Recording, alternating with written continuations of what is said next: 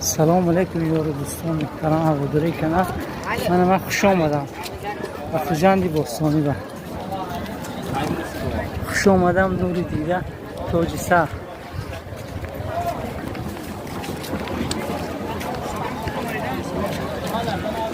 بسیار باید پگاه میمودم اگر سخت میریم کردن مجبور شدیم این روز پرتافته آمده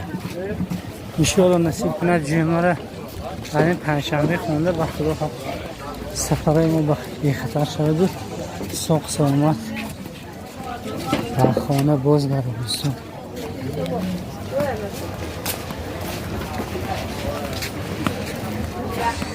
و با سربرند خانه بود باشه دوستان